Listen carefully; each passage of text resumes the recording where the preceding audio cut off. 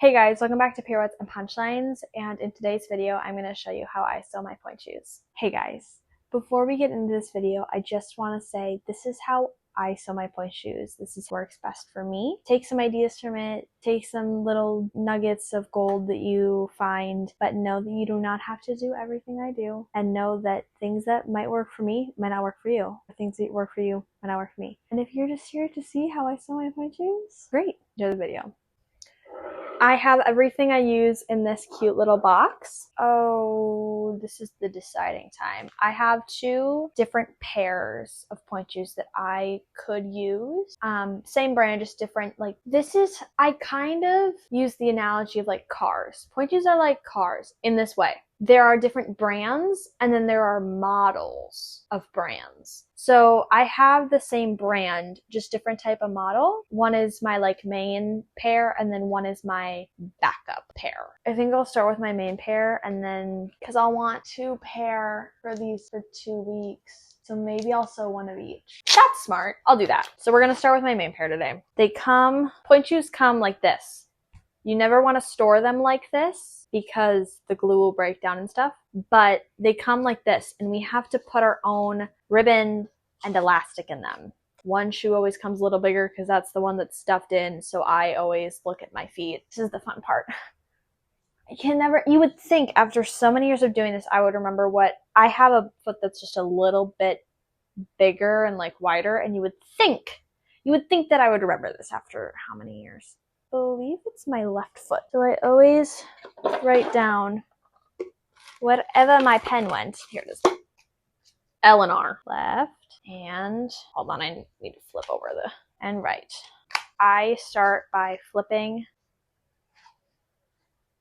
the heel over. And then I start with my elastic. I do my ribbon last. This is all by preference of how you want to do it. I just prefer doing my elastic first. And I'm going to put, what you do is I believe it's called a whip stitch all around. So I'm going to put one here and then I will put another one here because I cross my elastics, which will make sense in just a second. But line it up to where I want it, about here. I need a safety pin. And then this is where, what foot is this? This is my right foot. This is where I kind of measure it. So I put my foot in it and I take the elastic and I just go around just to see sort of how much. I actually try and shoot for a little looser, so it's a little bit more than what I want than having too little. Okay, now that I've cut it, I'm going to flip it back over. And I believe it's called a whip stitch. I'm just going to whip stitch all around here. So I will see you when that is done. So this is what it looks like when it's done. I can actually take out the safety pin. And then I do another one on the other side. So I can double cross them. Pointe shoes, when you're sewing, some people sew them on the outside. Some people sew them through both. They're like 2 layers of satin, because pointe shoes are made of satin, cardboard, 1 nail, paper mache, glue. They're not made of anything. The technology has definitely advanced since they started making them, but they're not wood. They're not anything fantastic. Anyway, some people sew through both layers of satin. I only sew through 1 layer of satin so that, here, I'll flip it over so you can see. So that the goal is, you can see one, but that's okay. You can't see any of the stitching. That's how I was taught. Obviously, I have figured out what works best for me now, so I will do the other side. I'm gonna cut it to what the other one is, lengthwise. Now, I need to cross the elastics. Some people only have one. Some people just make this elastic that's going into the shoe does not exist. Some people only make 1 loop. I used to do that. I used to wear shoes like that, but with twisting and stuff, I've actually found that crossing my elastics help me personally. You have to, trial and error. You have to find what works for you. My mom actually sewed my pointe shoes for me when I was starting out, and then I learned from her and took over. So yeah, it's been a lot of like trial and error to see what I like, what I don't like. Here's how I like to do it. I'm really picky when it comes to this. I take my foot and I put it in. I should go get my... So I take the inside one first, and then I do the outside one. So both of the shoes are always inside and then outside. It's just the way I like them. That's just me being picky. So I take it and I kind of pull it, and I just kind of pull it until like it feels somewhat good. So I would say like about there's good. So I'm gonna take a pen and I actually flip the elastic over and kind of just put a dash on it right here. No one's gonna be able to see it. And then I'm gonna do that with the other one. So I'm going to kind of pull it, when you flex your foot, this is the biggest your ankle is. Fun fact.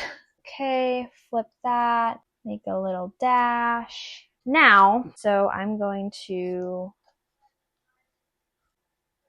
Then we're going to pin this one around here. So I'm gonna try them on in just a second to see how they feel, so I don't accidentally sew them too tight, because that would be, or too loose. All right, I like to put on my other shoe just so I have something to put, just so I'm on the same level. It's not like one shoe on and one shoe off. I do tie them into bows so I don't trip on them. That would be bad. Okay, now we go up. Ooh, new shoes. When you've been dancing on dead pointe shoes for a really long time, you forget how new shoes feel sometimes. So I do a nice plie.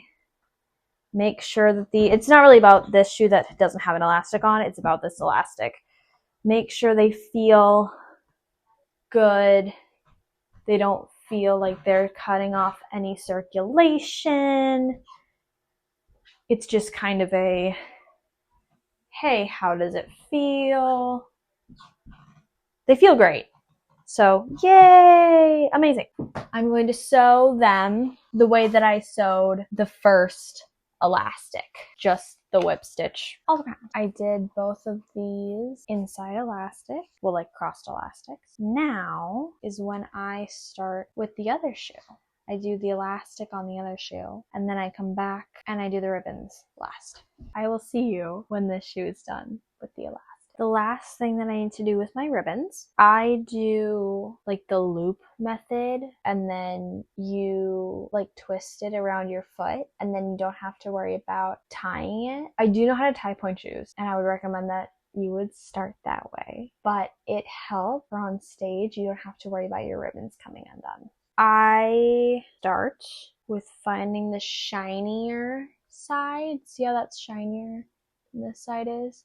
I want the shinier side out. So take like a little square. And then I have learned where my arch sits on shoes. When I was starting out, I would put my foot in it, and then I would put a little mark of like where like the highest point of my arch was. Mine is right in like the middle of the seam, so I just put it on the other side of this seam, and I'm going to whip stitch that. And then safety pin this. Sometimes I safety pin this, sew this part, and then do what I'm about to show you. And sometimes I just do it all in one, like how I'm gonna do it right now. Okay, so I put on my toe pad, I put my shoe on, and now I wrap it around. And I wrap it around again. And then put it down. You're essentially making what it would look like. So I cut it, fold it, just put a safety pin in it so I know the measurement of it. Take off my shoe, flip this over, and make sure this is straight, that there's no kinks or anything. Then I put it on the other side of the seam, and I pin that, and then I sew both of these guys. My ribbons are done, and here's what I'm talking about. So they look like a loop, like this. You wrap it around your shoe, and then you don't have any loose ends. It is good to know how to actually tie a point shoe ribbon, in my opinion. However, I have been on pointe for a while and I know how to do this, so I find that this works best for me. It's all trial and error stuff. I hope you all enjoyed this video. Thank you for watching. Please drink your water, wash your hands, listen to your body, get some sleep, all the things, and I will see you next week. Bye guys.